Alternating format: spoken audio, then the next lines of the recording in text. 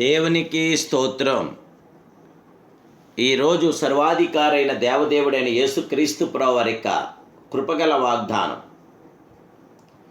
నశించిన దానిని వెతికి రక్షించుటకు మనుష్య కుమారుడు వచ్చెను. లూకాసు వార్త 19వ అధ్యాయం 10వ వచనం.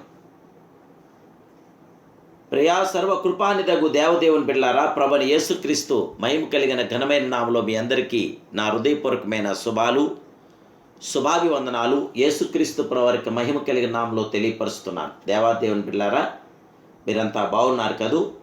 ప్రభు యొక్క మహాకృప ద్వారా దేవాదేవుడు మీకు సంరక్షణ దయచేసి, సమాధానం దయచేసి, నెమ్మది దయచేసి, ఆయన కృపలో విస్తరింపచేసి, ఆయనకు గొప్ప ఆయుధారుగులు మీకు సమృద్ధిగా దయచేయను గాక. మన దేవుడు నశించిన దాన్ని వెతికి రక్షించడానికి వచ్చిన మహాదేవుడే. నిజమైన విశ్వాసి శ్రమల మధ్యలో సింహం వలె ధైర్యంగా ఉంటాడు.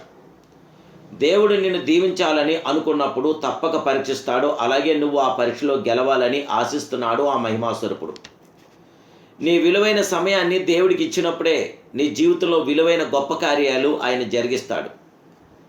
ఇక జరగలేదులే, అసాధ్యమని నీవు అనుకున్న దానిని దేవుడు సాధ్యపరిచి నిన్ను ఆశ్చర్యపరచబోతున్నాడు.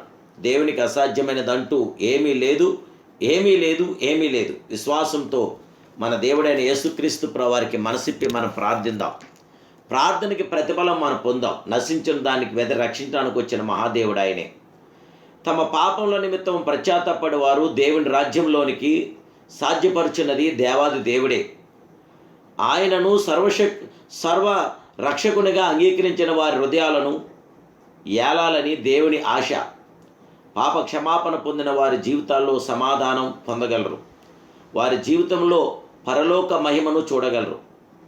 ఒకని విధేయత వలన అనేకులు నీతిమంతులుగా చేయబడరు. అట్లే జక్కయ్య విధేయత వలన ఆయన కుటుంబం అంతా రక్షించబడింది. దేవదేవుని బిడ్డలారా, ఎరికో పట్టణంలో సుంకపు గుత్తదారుడను ధనవంతుడైన జక్కయ్య ఉన్నాడు. ఇతడు సుంకరి. ప్రస్తుతము ప్రభుత్వం తరపున ప్రజల దగ్గర నుండి పన్ను వసూలు చేసేవాడు. అధికంగా పన్ను వసూలు చేసి ప్రజలను బాధించేవాడు. అందుచేత ప్రజలందరూ ఇతన్ని పాపి అని పిలిచేవారు. ఇతడు అవినీతిపరుడు, అన్యాయస్తుడు. జక్కయ్య ఆకారంలో పొట్టివాడు. దేవుని బిడ్డలారా, ఎరికో పట్టణము శపింపబడిన పట్టణముగాను, జక్కయ్య పొట్టితనము ఆత్మీయ స్థితిలో చాలా తక్కువగా ఉన్నట్లుగాను తెలియజేయుచున్నది. దేవుని వాక్యం ఇలా తెలియపరుస్తుంది. ధనవంతుడు దేవుని రాజ్యంలో ప్రవేశించడం కంటే సూది బెజ్జంలో ఒంటె దూరుట సులభమని చెప్పాను. జక్కయ్య ధనవంతుడు గనుక దేవుని రాజ్యంలో ప్రవేశించుట దుర్లభమని భావం. కానీ దేవుడు కృప జక్కయ్యను పిలిచింది. మానవుడు తన అర్హతను బట్టి మాత్రమే పిలువబడుచున్నాడు. జక్కయ్య పాపాత్ముడే. అయితే అక్కడ దేవుని కృప విస్తరించింది. ఆయన పాపుల కొరకే వచ్చాడు, కానీ నీతిమంతుల కొరకు రాలేదు. జక్కయ్య దేవుని చిత్తంలో ఉన్నాడు. జక్కయ్యకు రక్షణ ఇవ్వాలనేది దేవుని ఉద్దేశం. యేసు ఎరికో పట్టణంలో అడుగుపెట్టిన వెంటనే ఆ పట్టణం యొక్క శాపము ఆశీర్వాదంగా మార్చిపోయింది. ప్రజలందరూ జక్కయ్యను, అతని కుటుంబాన్ని తునీకరించవచ్చు, కానీ యేసు తన దగ్గరకు వచ్చిన వారినెవ్వరిని తోసివేసే దేవుడు కాదైన. యేసు ఎరికో పట్టణం గుండా పోవుచుండాను. జక్కయ్య యేసు ఎవరో అని చూడగోరాడు. అతడు పొట్టివాడైనందున ఒక మేడి చెట్టు ఎక్కారు. యేసును చూడాలనే ఆశ జక్కయ్య మేడి చెట్టు ఎక్కించింది. చూడాలనే తలంపు లేదా ఆశ జక్కయ్య రక్షణకు కారణమైంది. దుప్పి నీటివాగుల కొరకు ఆశపడినట్లు దేవుని బిడ్డ, నా ప్రాణం నీ కొరకు ఆశపడుచున్నది, జీవగల దేవుని కొరకు తుష్టగొనుచున్నదని కోరాహు కుమారులు తెలియపరుస్తున్నారు. ప్రియులారా, దేవుడి విషయంలో నీ పక్షాన గొప్ప కార్యం చేయగల మహాదేవుడే. దేవుని విషయంలో మొదటిగా మనము ఆశ కలిగి ఉండాలి. ఆశగునిన ప్రాణంను తృప్తిపరిచేవాడు ఆ మహిమాస్వరూపుడే. మన దేవుడు జక్కయ్య ప్రాణంను, యేసును చూడాలని ఆశపడింది కనుక యేసే జక్కయ్య దగ్గరకు నడుచుకుంటూ వచ్చాడు. యేసు అందరినీ రక్షించడానికి ఇష్టపడుతున్నాడు. ఆయన పక్షపాతి కాదు. అందరికీ రక్షణ ఉచితంగా ఇచ్చు మహాదేవుడు.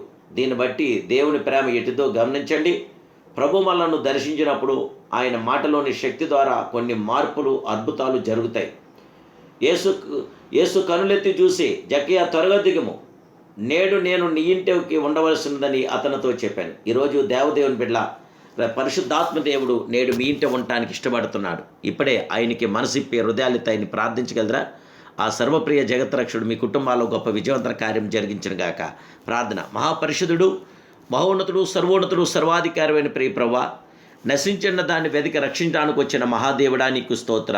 దేవదేవ, ఈ ఉదయకాల సమయంలో మీరిచ్చిన ఈ యొక్క మహోన్నతమైన వాగ్దానాన్ని బట్టి మీకు స్తోత్రాలు, వందనాలు తెలియజేస్తున్నాను. రక్షకుడా, నమ్మదగిన వాడు నీవే. ప్రీడా ప్రాణేశ్వరుడ, మా ఇళ్ళ మీ కృపదయచండి, దినచర్యంత కృపదయచండి.